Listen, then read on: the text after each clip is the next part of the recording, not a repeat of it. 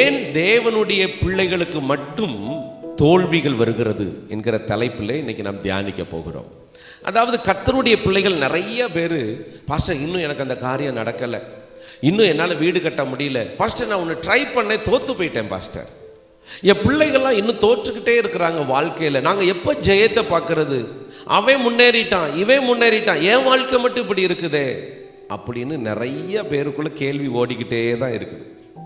ஆமே, இங்கே வந்திருக்கிற நிறைய பேருக்குள்ள இருக்குல்ல, ஏன் என்னால் இன்னும் ஜெயிக்க முடியல, இத்தனை வருஷம் ஆயிருச்சே, நான் என்னுடைய முயற்சியை எடுத்துக்கிட்டே தான் இருக்கேன், ஆனால் என்னால் ஏன் ஜெயத்தை பார்க்க முடியல. நிறைய தேவனுடைய பிள்ளைகள் நீங்க தோற்று போய்கொண்டே இருக்கிறதுக்கு என்ன காரணம்னா, நீங்க தான் ஜெயிக்கிறவர்கள் என்பது பிசாசுக்கு தெரியும். இவன் தான் ஜெயிக்க போறாங்கிறது பிசாசுக்கு தெரிஞ்சனால தான் இங்கேயே சின்ன சின்ன தோல்விகளை கொண்டு வந்து உங்க மனதில் இருக்கிற தைரியத்தை இழந்து போக பண்ணுகிறான். உங்களுக்குள்ள ஒரு எண்ணம் வந்துடுது, இனி நம்ம வாழ்க்கையில ஜெயிக்க முடியாது, இனி நம்முடைய வாழ்க்கையில ஒன்றும் நடக்காது, இனிமேலா பாஸ்டர் நான் எந்திரிச்சு நிற்க போறேன், 10 தடவை கீழே விழுந்துட்டேன், இனிமேவா நான் எந்திரிக்க போறேன் அப்படிங்கிற ஒரு பெரிய தோல்வியின் மனப்பான்மையை நமக்குள்ள நிரந்தரமாய் வைக்க பிசாசு விரும்புகிறான். ஆனால் கர்த்தர் சொல்லுகிறார், நீங்கள் திடனற்று போகாதபடி நீங்க நிற்க வேண்டும். நீங்கள் தளர்ந்து போகாமல் இருந்தால் ஏற்ற காலத்தில் நீங்கள் அறுப்பீர்கள். இந்த ஆராதனை ஸ்தலத்தில் யாரும் தளர்ந்து போய் நிற்க கூடாது. என் வாழ்க்கையில் ஏன் இது இல்லை, எனக்கு ஏன் இன்னும் நடக்கல, என் குடும்பம் ஏன் இன்னும் இப்படி இருக்கு பாஸ்டர் அப்படின்னு மட்டும் நினைச்சிடாதீங்க. ஆண்டவர் சொல்றார், உனக்கு ஏற்ற காலம் இருக்குப்பா, அந்த ஏற்ற காலத்துக்கு வருகிற வரைக்கும் நீ விசுவாசத்துல நிக்கணும். ஆமென், அல்லேலூயா. நீங்க எலியாவை மாதிரி சோர்ந்து படுத்துட்டே இருந்தீங்கன்னா தேவ திட்டம் நிறைவேறாது. நீங்க எலியாவை போல, போதும் ஆண்டவரே, இனிமேலும் இந்த குடும்ப வாழ்க்கை எனக்கு வேண்டாம், இனிமேலும் இந்த வாழ்க்கை எனக்கு தேவையே இல்லை, எல்லாருக்கும் முன்னாடி நான் குறுகி நிற்கிறதா, என் குடும்பம் அவமானத்துக்குள்ளே போய்கிட்டு இருக்கு, இனிமே எனக்கு இது வேண்டாம் ஆண்டவரே அப்படின்னு நீங்க நினைச்சிடக்கூடாது. ஆண்டவரே, இந்த குறைவுகளுக்கு மத்தியிலும் எனக்கு நிற்க பலன் கொடுத்தீங்களே, உமக்கு நன்றி ஆண்டவரே சொல்றவங்களால மட்டும்தான் ஜெயத்தை பார்க்க முடியும். ரோமர் 8வது அதிகாரம் அதுல 37வது வசனத்தை வாசிக்க கேட்கலாம். இவை எல்லாவற்றிலும் நாம் நம்மில் அன்பு கூறுகிறவராலே முற்றும் ஜெயம் கொள்ளுகிறவர்களாய் இருக்கிறோமே. குடும்பத்துக்குள்ள பயங்கர சண்டை, கணவர் உங்களை தாறுமாறா பேசிட்டார், உங்க மனைவி உங்களை ஏளனமா பேசிட்டாங்க, பிள்ளைகள் உங்களை மதிக்காம போயிட்டாங்க. இப்படி உள்ள சிச்சுவேஷன்ல நீங்க கர்த்தருக்குள்ள பலனா நிற்கணும். ஆண்டவரே, என் குடும்பத்தை முற்றிலும் ஜெயம் தருகிற தேவன் நீங்க மட்டும்தான் ஆண்டவரே, நான் இங்க நிற்கிறது தோற்று போனவளாய் அல்ல, முற்றிலும் ஜெயம் தருகிற தேவனை நம்பி நான் நின்று கொண்டிருக்கிறேன் ஆண்டவரே, உம்மை நம்புகிறவர்கள் நீர் கைவிடுகிறதே இல்லைன்னு எனக்கு தெரியும் ஆண்டவரே, அதனால இந்த சூழ்நிலையை மாற்றுங்க. இப்படித்தான் நீங்க ஜெயம் எடுக்கணும். இந்த பிரச்சனை வந்த உடனே, இந்த போராட்டம் வந்த உடனே, இந்த தோல்வியான காரியங்கள் வந்த உடனே பயந்துடக்கூடாது. இதுதான் எனக்கு அடையாளம், கர்த்தர் எனக்கு ஜெயம் தர போகிறார் என்பதற்கு. கானான் தேசத்தை தருவேன் என்று ஆண்டவர் சொல்லிவிட்டார். இப்பொழுது இந்த கானான் தேசத்தை நோக்கி பயங்கரமான பயணம் நடந்தது. ஜனங்கள் வனாந்தரத்தில் கஷ்டப்பட்டார்கள், புலம்பினார்கள், அழுதார்கள், சாப்பாட்டுக்கே வழி இல்லாத மாதிரி எல்லாவற்றிலும் வேதனையோடு கஷ்டத்தோடு கடந்து கானானுக்கு அருகாமையில வந்து விட்டார்கள். இப்ப இந்த கானானுக்கு அருகாமையில வந்த உடனே என்னாகமம் 13வது அதிகாரத்துல யாராவது வாசிங்க, 31வது வசனம். அவனோட கூட போய் வந்த மனிதரோ, நாம் போய் அந்த ஜனங்களோட எதிர்க்க நம்மளால கூடாது. ஆண்டவர் சொல்லி அனுப்புனது என்ன? ஆண்டவர் என்ன சொல்லி அனுப்பினாரு?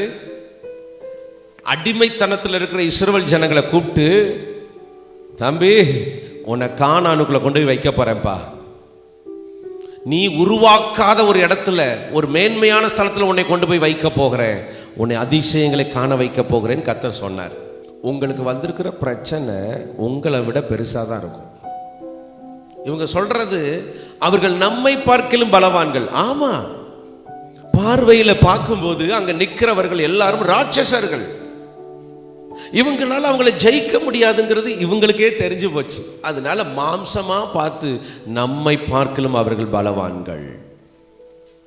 இன்னைக்கு பிசாசு உங்களுக்கு ஒரு பிரச்சனையை கொண்டு வந்தானா அவன் எப்படி கொண்டு வருவான் தெரியுமா? அப்படியே சூறை காற்று போல கொண்டு வருவான், சுத்தி அடிக்கும்.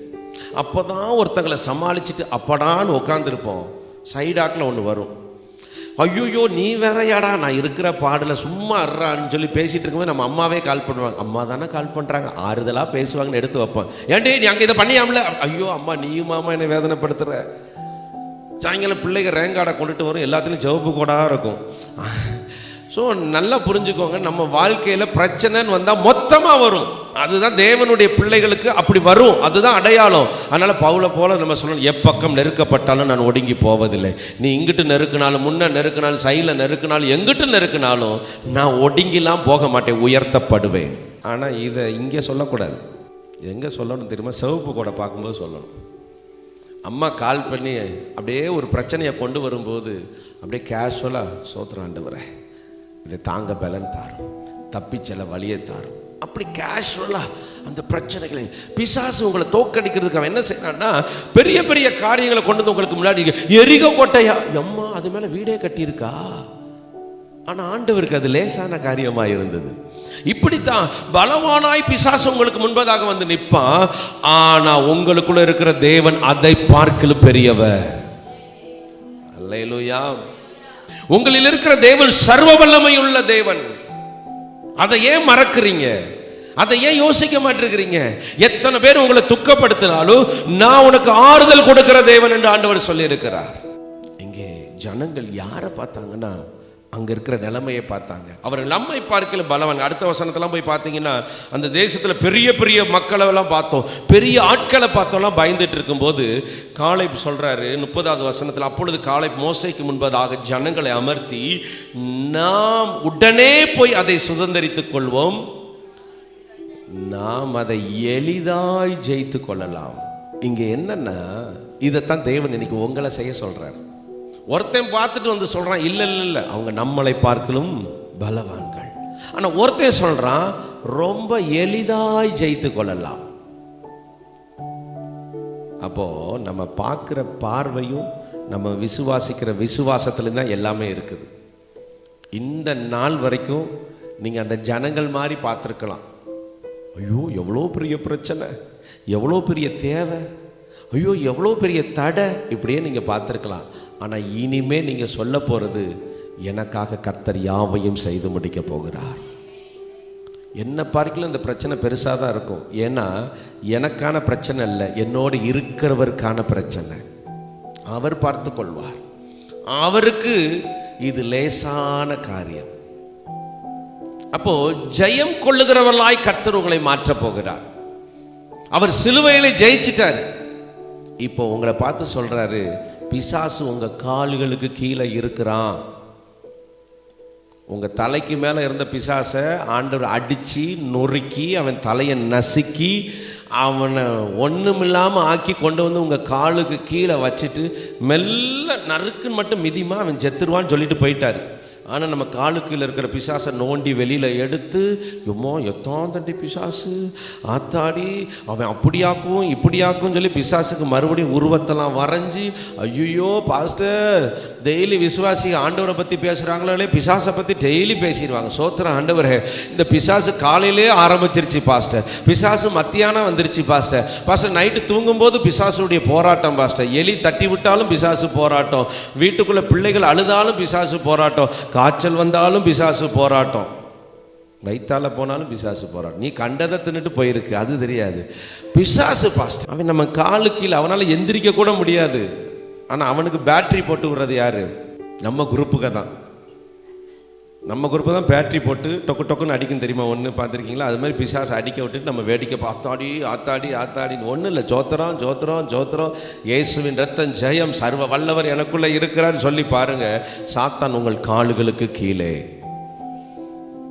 பிசாசானவன் தோற்று போனவன், சிலுவையில் அவன் தலை நசுங்கியதே, வல்லமையும் அதிகாரமும் நம் கையிலே. சொல்லுமா, வல்லமையும் அதிகாரமும் நம் கையிலே, சிலுவையிலே இயேசு நமக்கு தந்தார், சிலுவையிலே இயேசு நமக்கு தந்தார். அல்லேலூயா.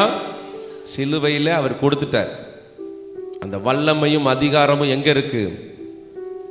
அப்ப நீங்க யாரு? எல்லா பிரச்சனையும் எளிதாக ஜெயிச்சிடலாம். பிசாசு நம்மை பார்க்கல் பலவான் மாதிரி தெரியும், ஆனால் தேவ பலன் நமக்குள்ள இருக்கிறதுனால நாம தான் பலவான்கள். பிரச்சனைகளை உருவாக்குவது பிசாசு, விசுவாசத்தை உருவாக்குவது ஆண்டவர். வேதம் சொல்லுகிறது, விசுவாசம் என்னும் கேடயத்தை பிடித்துக் கொள்ளுங்கள். எந்த நேரத்தில் தூங்கிட்டு இருக்கும்போது யாராவது கேடயத்தையும் வாளையும் பக்கத்தில் வச்சுட்டே இருப்பீங்களா? நான் தூங்க போகிறேன் பாஸ்டர், இந்த அருவாளை தூக்கி தலைமாட்டில் வச்சுட்டு தூங்க போகிறேன், அப்படி யாராவது சொல்லுவீங்களா? எப்போ கையில் எடுப்பீங்க? ஒருத்தன் உங்களை அடிக்க வரானோன்னு நீங்கள் என்ன எடுப்பீங்க? வேகமாக தடியோ கம்போ எடுப்போம். அப்போது விசுவாசம் என்னும் கேடகத்தை ஆண்டவர் பிடிக்க சொல்கிறாருன்னா, உன்னை தடுக்க மட்டும்தான் சொல்கிறேன். இந்த விசுவாசத்தை வச்சு அவனை வீழ்த்துறது நான் பார்த்துக்கிருவேன். நீங்கள் கேடயத்தையே எடுக்க மாட்டேங்கிறீங்க. அதனால தான் எல்லா அட்டாக்கும் உங்கள் மேலே வந்து உங்களை அட்டாக் பண்ணுது. அந்த விசுவாசம் என்னும் கேடகத்தை கையில் எடுத்தாதான் பிசாசு நடுங்குவான். எடுக்கவே அவன் விடுறதில்லை நம்மளை. கொஞ்சம் விசுவாசம் வந்துட்டா அந்த விசுவாசத்தை இழக்கிற மாதிரி ஒரு பிரச்சனை வீட்டுக்குள்ளே வந்துடும். உங்கள் ஆசீர்வாதம் உங்கள் கையில் தான் இருக்குது. நீங்கள் கர்த்தரை தேடலைன்னா ஆசீர்வதிக்கப்படவே முடியாது. காலையில் எந்திரிச்சோன்னே முதலாவது தேவனை தேடணும். உங்களுக்கு 1000 தொழில் இருக்கலாம், 1000 வேலைகள் இருக்கலாம், எல்லா காரியம் இருக்கலாம், ஆனால் கர்த்தரை எப்பொழுதும் எனக்கு முன்பாக வைத்திருக்கிறேன் என்று தாவீது சொல்லுகிறார். அவர் ஒரு ராஜா, அவ்வளோ தேசத்துக்கும் ராஜா, அவ்வளோ மக்களுக்கு நீதி செய்யணும். பக்கத்து நாடு யுத்தம் வந்து அந்த யுத்தத்துக்கு ஆயத்தம் செய்யணும், நாட்டு மக்கள் எல்லாம் விசாரிக்கணும். ஆனாலும் கர்த்தரை எப்பொழுதும் எனக்கு முன்பாக வைத்திருக்கிறேன், அவர் என் வலது பார்சத்தில் இருக்கிறபடியால் நான் அசைக்கப்படுவதில்லை. நான்